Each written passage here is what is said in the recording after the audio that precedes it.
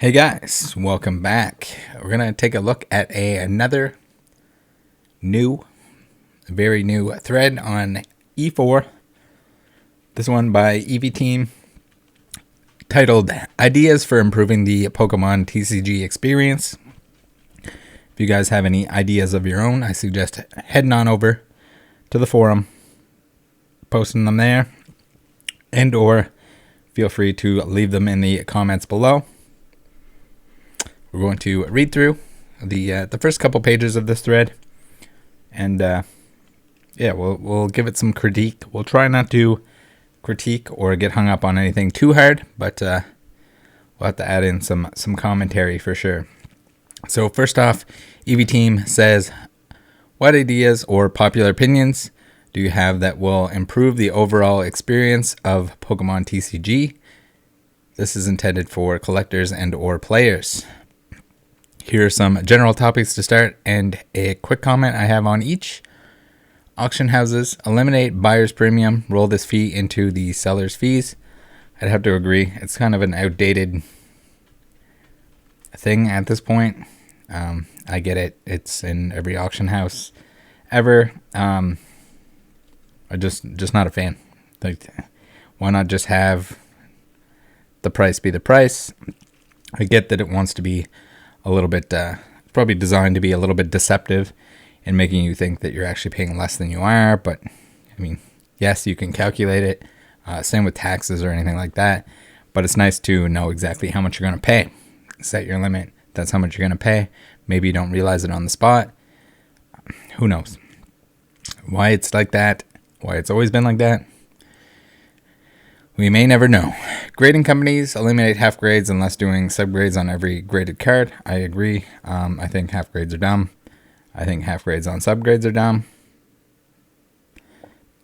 And I think subgrades to an extent also kind of dumb.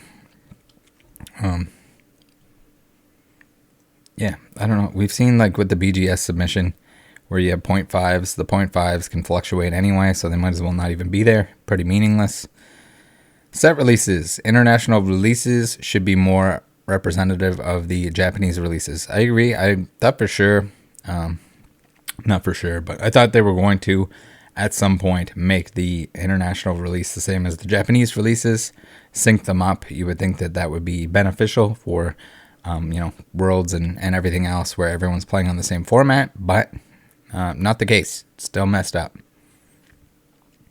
eBay, add a feature on a card listing indicating if the photos uploaded were taken using the eBay app camera. There's definitely workarounds that you could, virtual camera, but decent idea if it wasn't for the fact that people upload photos in a very different way a lot of the time, and whether it's scans or certain photos are automatically uploaded. So if they have the infrastructure in place, all of your larger sellers are not like just simply snapping photos with their phone. All right. Inert Geometry had a reply here that says, as a huge fan of the TCG, I think they need to synchronize English and Japan standard format. It is stupid that Japan has some cards that are legal while international players cannot use these cards. I kind of agree. I think it would be better if you could compare decks internationally without having to worry about, this is not in standard format, so their meta is a little bit different than ours. I don't know. I don't get it, especially where it's not like they're all printed in Japan and then they have to, it takes a while to ship, or they, delay the English or other languages. You have Pokemon Company International, but it would definitely decrease the amount of Japanese cards that are sold, so I can only imagine that that's probably where they're coming from. And they say, to be clear, international standard format rotates late August, early September after Worlds, while Japan rotates early in the year, giving them at minimum 2 extra sets to include in their formats, and sometimes even more since they get more frequent set releases. So I don't know, guys. I don't know. Other than the fact that it sells more Japanese product, that's my best guess, because the international people that want it early,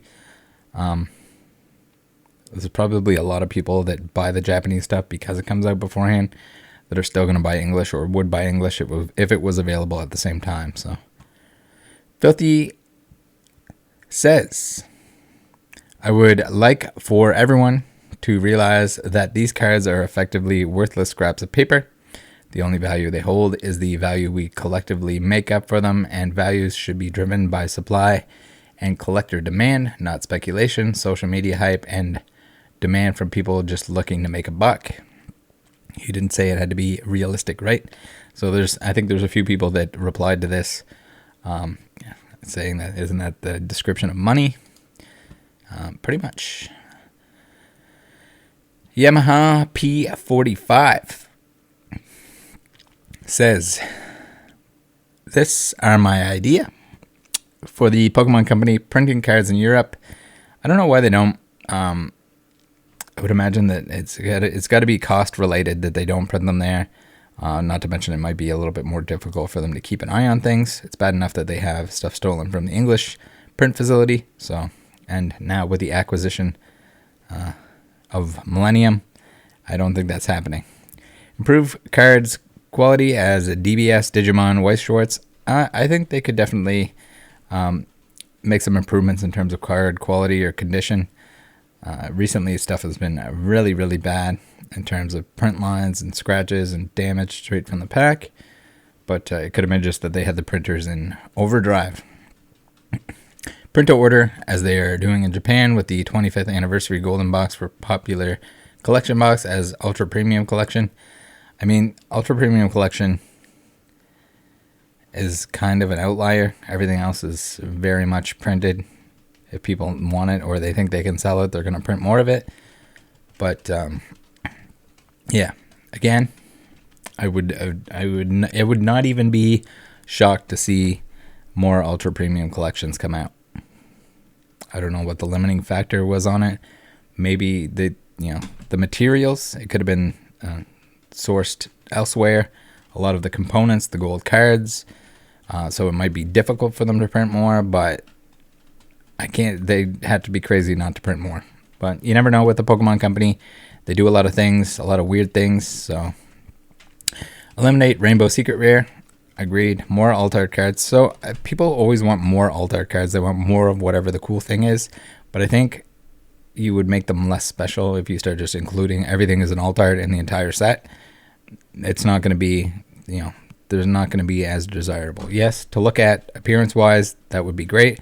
But there's something nice about having those alt arts be like really hard to pull. And a chase card, that's just what it is. Increase pull ratio, I guess so. I think just the set size can come down a little bit. You still want it to be able to, you want to be able to open a decent amount of product.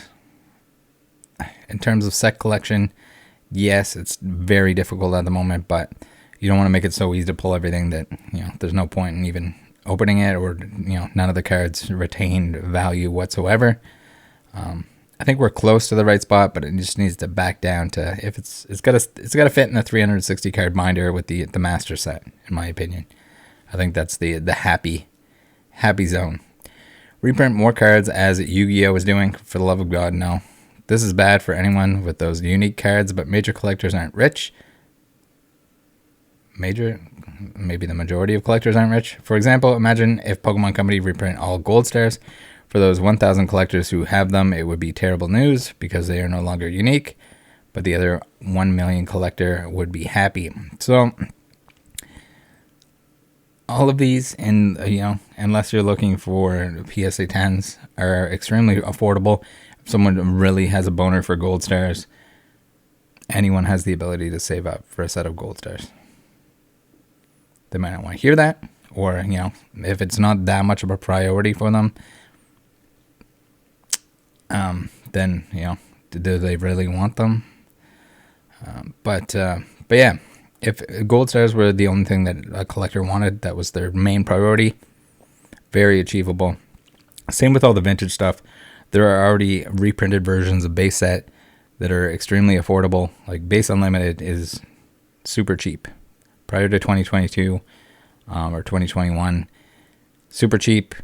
It spiked. It's gone back down. There was so much print of it at the time that it's affordable. It will be affordable. It will probably always be affordable, at least for our lifetime. There's a lot of it. Yes, you can't buy it. It's not, $2 a holo or anything like that. But it's affordable. Reprints suck. I'll say it now. I'll say it again. I don't want another base set Charizard. It's fucking boring. There are lots of them. For auction on eBay, let the second highest bid the opportunity to pay.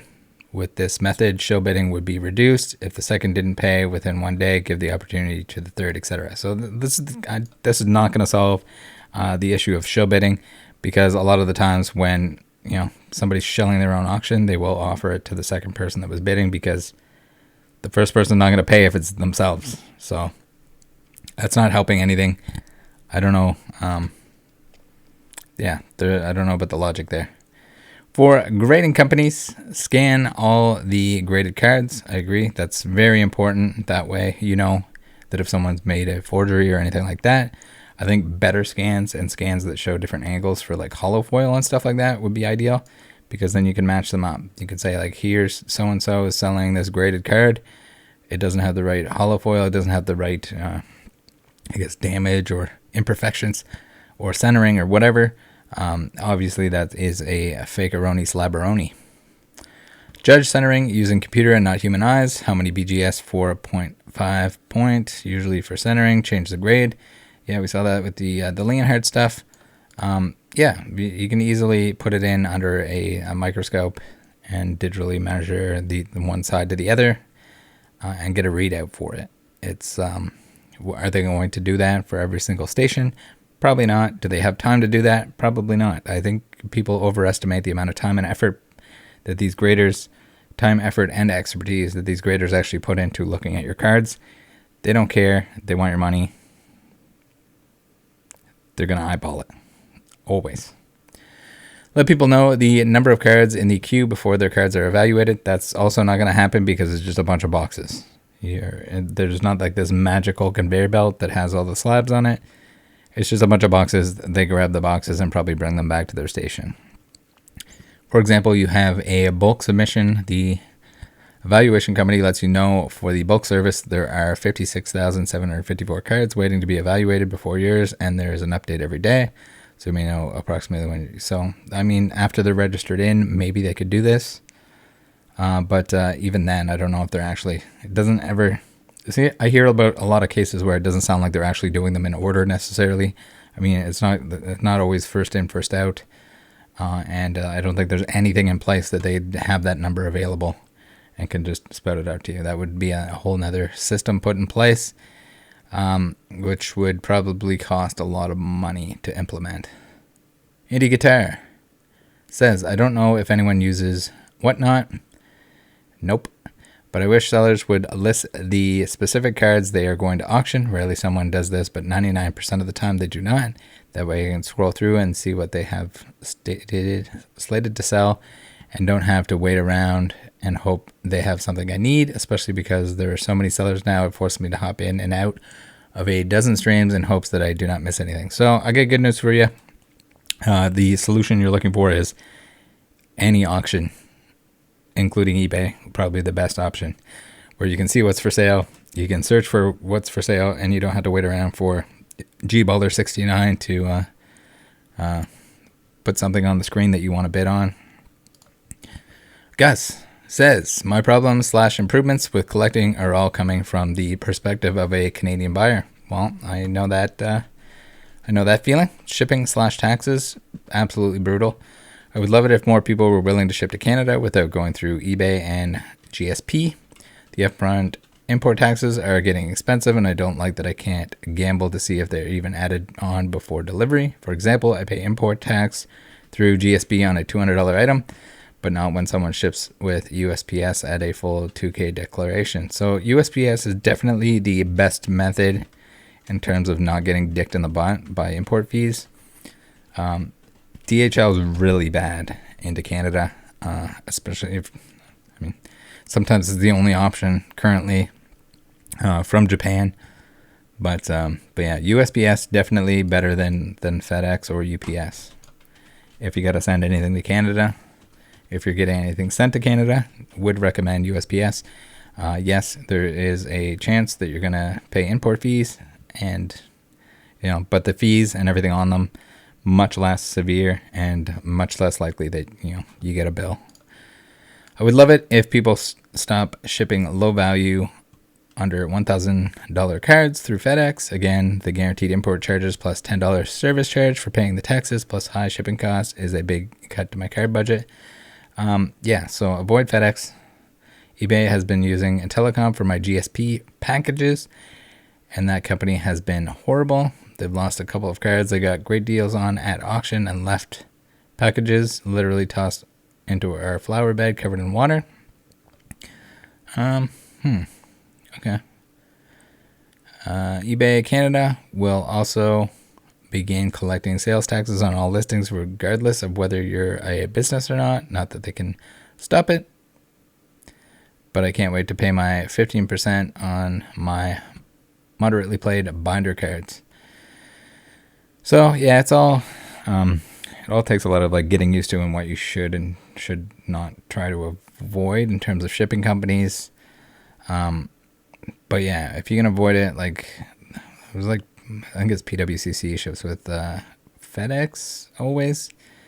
So if you can, it's probably better off if you can even get it shipped to a middleman or one of those services that provides an somewhere where you can accumulate goods. Even you're going to declare it at the same value as what it is, but if you can avoid using FedEx and use USPS instead, that's going to be your best bet. I haven't had any problems with USPS. I've heard of a few people that have. So, I mean, could be just strange examples, but USPS has been fine. I've had bad stuff show up with FedEx, like run over and left in a puddle. But yeah, I don't know. I've had a worse time with FedEx than USPS. But to each their own. Do what works for you. PWCC buyer's premium plus FedEx import taxes plus high costs has completely turned me off from buying with them. The vault was nice, but I can't really find deals on things I want that are much better than buying off eBay, which I prefer.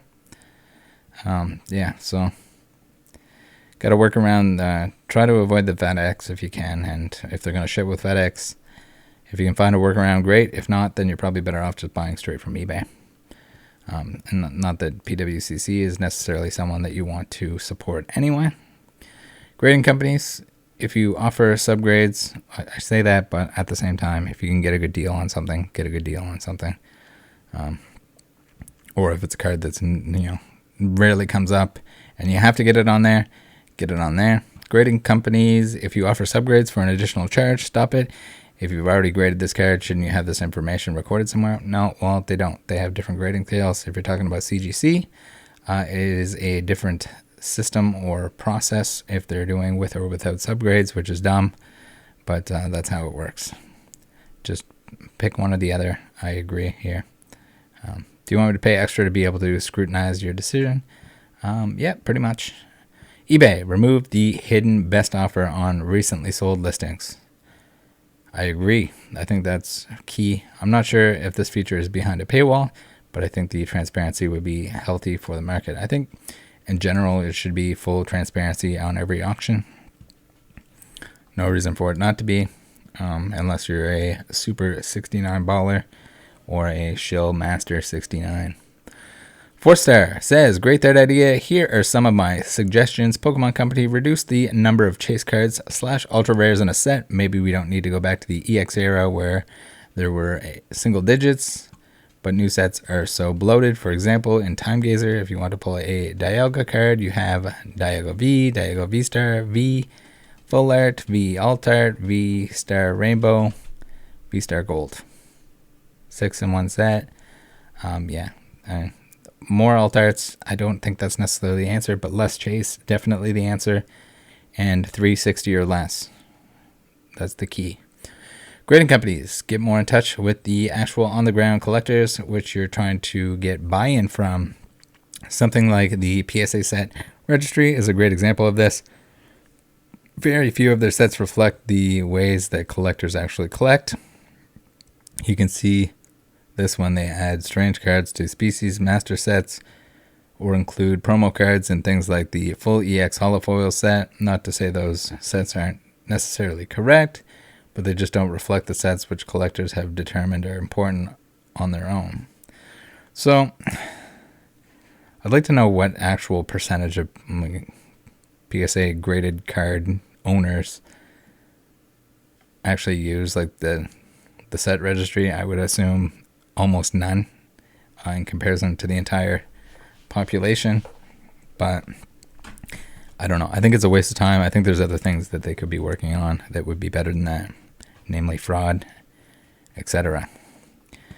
That are more of a priority. It's almost like a third-party company kind of thing. If there was some way to, make money off of it, it doesn't make money, and I feel like the time investment to make it for everyone is just not worth it. But I could be wrong. Pokemon YouTubers, for the love of God, please stop posting investing videos, especially when you've been in the hobby for 6 months and consider buying modern product at MSRP and investment. Well, I think we're going to see a whole lot less of that. Collector. Fusion Arts, not Fusion Strike, proved to me that I'm still able to be somewhat excited about new sets. I almost got little taste of that old feeling, the feeling required for me to actually go for it. The feeling of, oh boy, I can't wait to buy some of this on eBay and do my whole box opening ritual. Sitting by the table, sleeves and top loaders at hand, mostly removed any stonking and just plunge headfirst into the experience. This is a great time, especially if you do it with other people. In my opinion, I can see how people would want to kind of sit there by themselves and just sit back and enjoy it. But yeah, I don't know. Group activity for me, great time, super awesome. Plus, there are things that couldn't be better. Many, many things. I hate human character rares.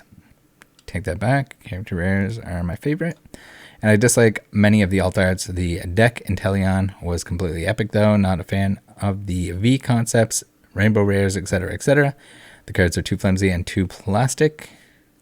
I prefer English cards to Japanese, but I can live with having to go with Japanese for quality modern.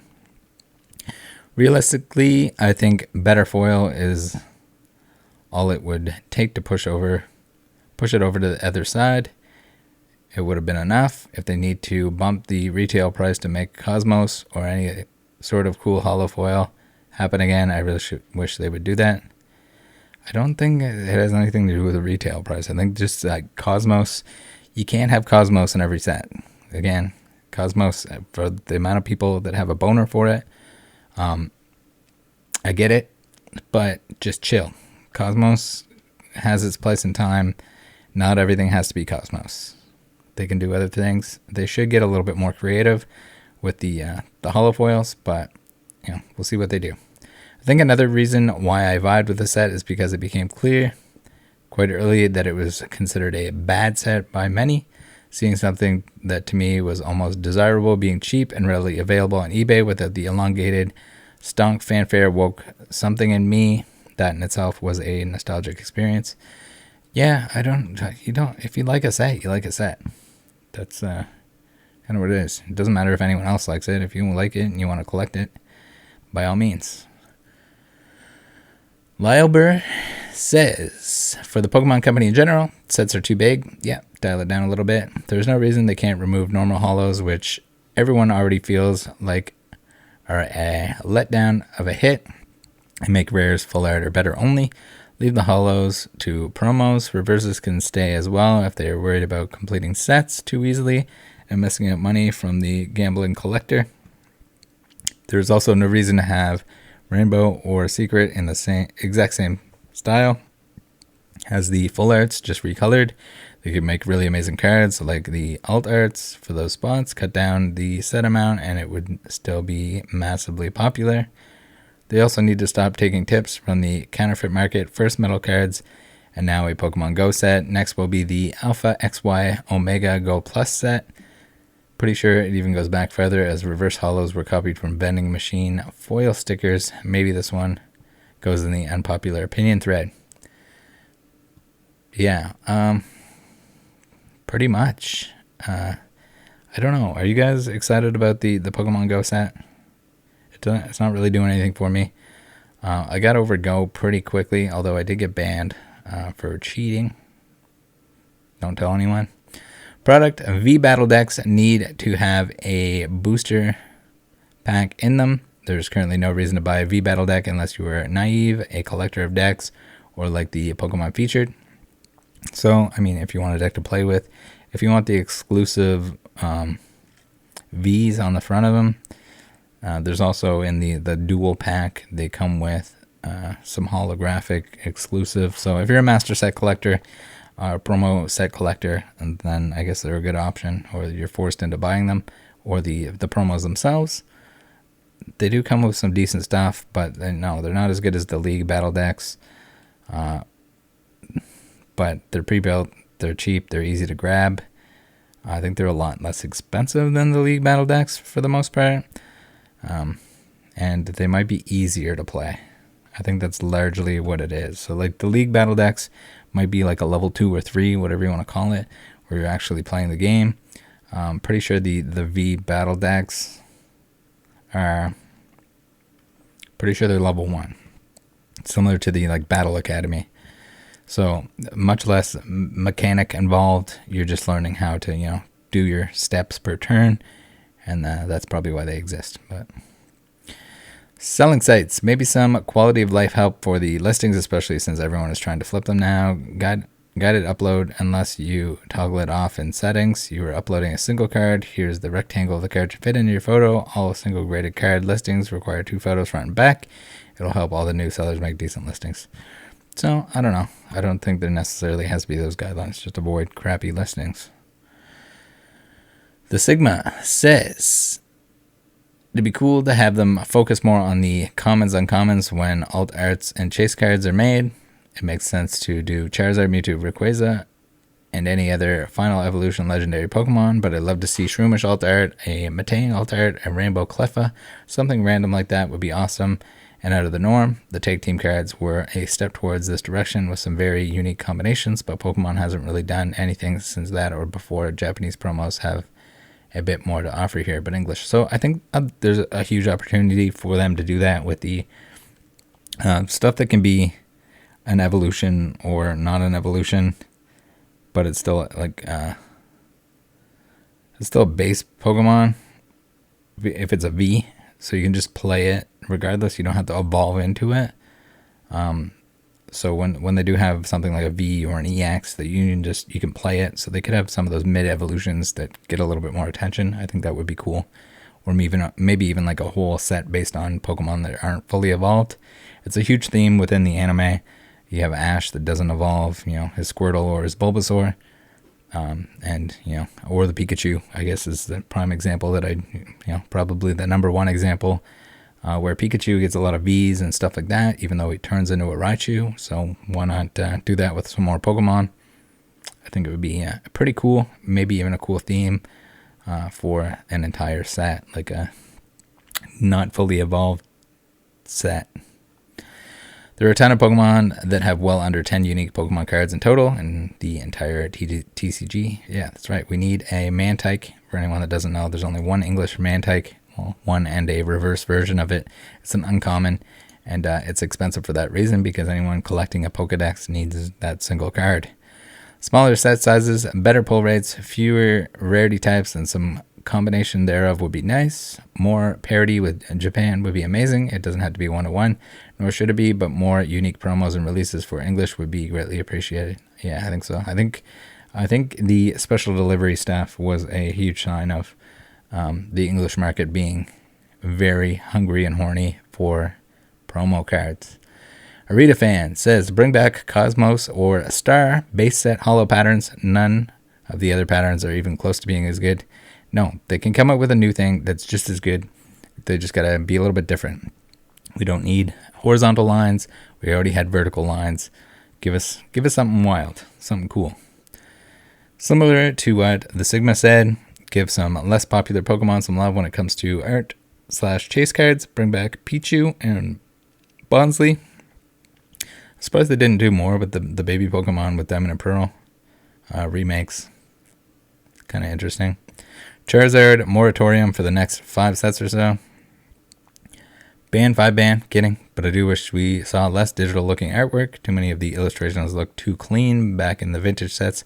Many artists worked digitally but still managed to create art that felt handmade. I'd like to see more of that, which for starters means less razor sharp contours and ultra smooth rendering in the art. So I think a large portion to do with that is the fact that it has different versions of that same artwork. So it kind of has to be ultra smooth, or like if it's something hand drawn, it's going to be much harder for them to actually like transform it into a hyper rare or into a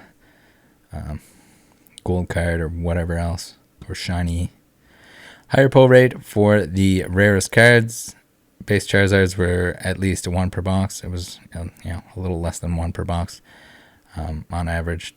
Didn't make it any less fun to pull back in the day. So when you can complete a set in 2 booster boxes, that's definitely not what the Pokemon company is trying to accomplish at this point in time, especially with how small base set was. So yeah, that's those days are gone. Yeah, there's no getting back to that point. Can you imagine? It's just like, oh, here's my my openings, guys. The set just came out. We're gonna open 1.5 boxes, and well, set complete. Yeah, we're heading in the opposite direction. I do think it needs to come back a little bit, but not 1 booster box kind of thing. Sparky 55603. Otherwise, you get people also complaining that the cards don't, modern's not worth anything. It doesn't retain value. There's no rarity. There's no chase. But that's the opposite. That's, easy mode. Sparky 55603. Biggest thing is cut down on the amount of cards in new sets, for English at least. I know I'm beating a dead horse at this point, but it's not even fun to open English Modern anymore. The rarity of some of these alt arts may rival Gold Stars in a bad way. I've got bad news for you. They're way harder to pull than Gold Stars. That rarity was healthy and still possible to complete a set, but now it's garbage. Alt arts, amazing rares, and even the new shiny things are cool AF, and they need to branch out more. No, you don't have to open the entire set is the biggest thing. Like, even if it was half the chase it is now, you're still not opening the whole set. It financially does not make sense to do so. If you have a YouTube channel and you can make videos out of it, and you're getting enough views that it makes sense, sure. But if you're just opening for the sake of opening and you're trying to save a buck, you open a little bit if you really want to open, and then either buy the singles, preferably when they're a generation or 2 old, because people are bored of it at that point. They're at their lowest. Or you can trade your dupes. Trade some dupes, get some of the cards that you're missing. Again, slow and steady wins the race, especially with these giant sets. Like you'd be spending a fortune even if you were just buying the singles for every set. Second, more competition to get personal art on official cards that are rare. Art Academy Snap promo, a new Snap game, and no Snap competition. Yeah, I thought for sure they would do something with that. You would think, especially where we have the internet now and you could easily submit your entry, and they could pick the winners based on that. Zora, etc. More. It generates interactions with the community and is healthy in my opinion. It would have sold more Snap games if people could win that way. It'd be cool if even within the game somehow, or within PTCG O or L, if you could win cards for, if you play a certain amount of games, get a certain amount of points per month, they send you a promo. That'd be sick. They could just send it letter mail. But yeah. Third, I don't know, but more unique arts for commons. It would cost them nearly nothing to send it, and it would also have people playing so much more and buying codes or buying packs to get the codes, and getting interested and staying interested in Pokemon. And there's a lot of people that are missing out on actually playing the game. They don't realize it, but the game itself is fun, and it gives you a whole new appreciation even for collecting just by playing the game and knowing a little bit, or having stuff in your deck. You like look back at that card and you're like, oh, remember when I used to play this, and remember when this used to screw me over. Yeah, good memories. I hope they start reprinting more. No. there are win-win ways to do this. Reprint old sets just like Yu-Gi-Oh has reprinted the original era sets multiple times. Very, very slightly differentiate the reprint versus original cards. For example, add a 2022 to the copyright dates. Pokemon Company makes a ton of money as their appetite for reprints is well proven by celebrations and evolutions at this point. Collectors get access to the cards that have risen in price in the last few years. New parents in their upper 20s, 30s can buy seal packs of their old favorite sets and share that experience with their kids in the years ahead. No, just print new stuff. Print new Charizard. Fuck the base set Charizard. We've seen them enough. No, you don't need to open them from a pack. Evolutions, people seem to forget the fact that, yes, Evolutions was somewhat popular, but it also died, and people were so sick of it because it was just in every package ever to exist. New cards, if you want the old cards, go buy the old cards. No, you can't open it from a pack, but oh well. You can put one in a pretend pack and pull that. Martin, decrease the number of cards in a set. Got no time for 300 new cards every 4 months.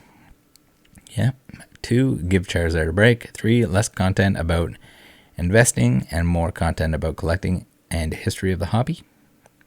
That would be cool, but it doesn't get as many views. And if you don't have Stonker69, 420, why are you guys not buying this? LOL, open face, boner time.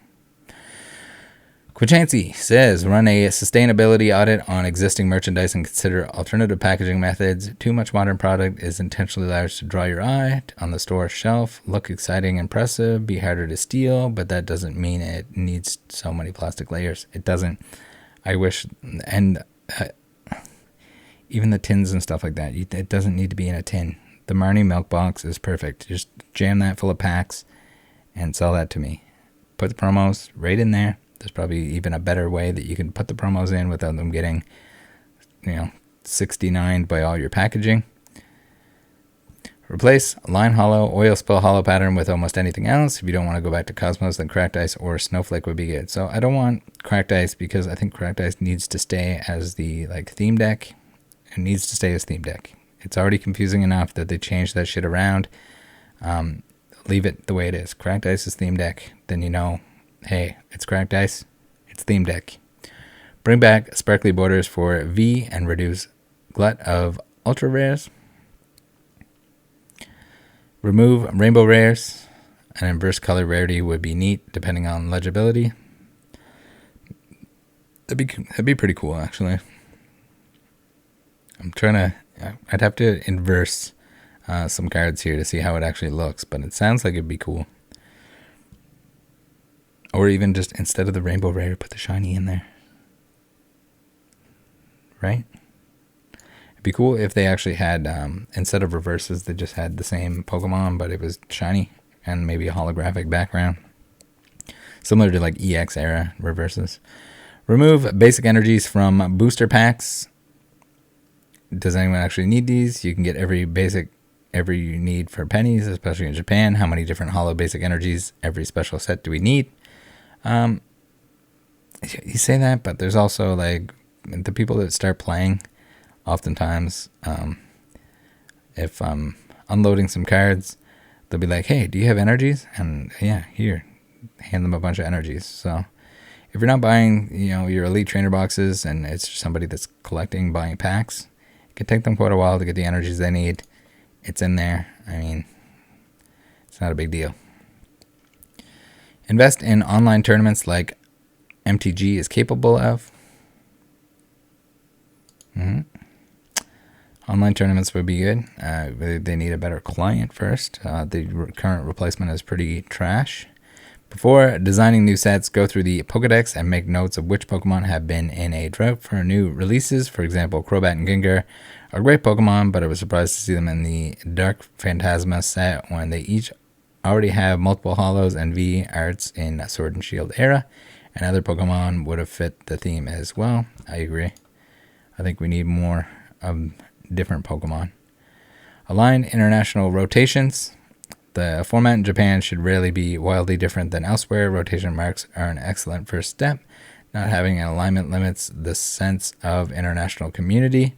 There were times last year when new cards would be revealed and I wanted to talk with Japanese players about them, but their perspective on cards was almost irrelevant to me because they could still use cards like Dedenne GX and Dex.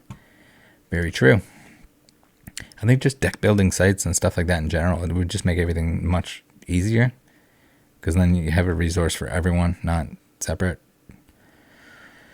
Yamaha says, I want to add one instead of rise the booster box price because the price of raw materials and energy increase. Reduce the number of cards per pack, maybe 5 to 7 instead of 10. No one cares about all the... No, this sounds like PTCGL. Get the hell out of here. Filthy says, +1 for doing reprints in a way that doesn't take away from the existing cards. I got back into things at the end of last year. I would not have if my friend hadn't pulled a classic collection Venusaur in front of me. And if it weren't for the other CC cards, I would have no idea what a gold star or any of the other things are. They were all fun for me to collect, and I'm assuming that since they were so different, they took nothing away from the original cards they represented. Man, it could be just how engaged I am with the Pokemon stuff, but reprints, I hate them so much. I would rather have a Venusaur licking himself in the crotch than see base that Venusaur again. It's just, I don't know. I'm bored of it. I get that, like, as people, it draws people in. It's good, like, as an every now and then thing, I guess, to create new interest or reinvigorate interest. But that's the thing, like, there's got to be other ways that they can engage people with the older cards. And, you have a lot ahead of you if you're just figuring out what a gold star card is. You have a lot to go back and look at. You got all kinds of different eras. That was one of my favorite parts about re-immersing myself in the Pokemon card collecting hobby, was the fact that I can go back and check out all the sets that I missed. And most of it is all very, very affordable. So you can buy the cards, and to open it, yes, it would be extremely expensive. But if you're just looking to pick up singles or go look, even if you just wanted to go back and look at the older stuff, very, very affordable. At that point, basically free. Just going to cost you your time to go look at it. And if you're not enjoying it, you probably shouldn't be looking at it. Raging Kraken for the last one here for the video. Please actually try to make the online game enjoyable for the people who play it. Yes, it's niche, but there's so much potential there. I've said this a bunch of times on the channel, but the reason that I'm back, or that I got back into Pokemon cards, is the fact that my cousin and I, we found out that there was a way that you could play Pokemon cards online with PTCGO back at the beginning of XY, and we played. I went and grabbed my old cards, found them, started buying some packs, some modern packs, awesome to open. I was opening cards that I was playing with in the game. It was giving me codes for the game. It all works together. So if somebody, I think it's a great way to invigorate someone's interest in Pokemon cards, if they're into card games, or I think it's a great bonus if you like the trading cards, just collecting aspect of it. To learn the game it puts a new oomph behind like modern collecting. You get to know why certain cards are expensive, why they're playable. You start like thinking up of what decks you can make. It's good. It's all good. I think the whole live thing might be what it needs, but some of the stuff they got going on in there seems kind of weird. Yeah, it's terrible.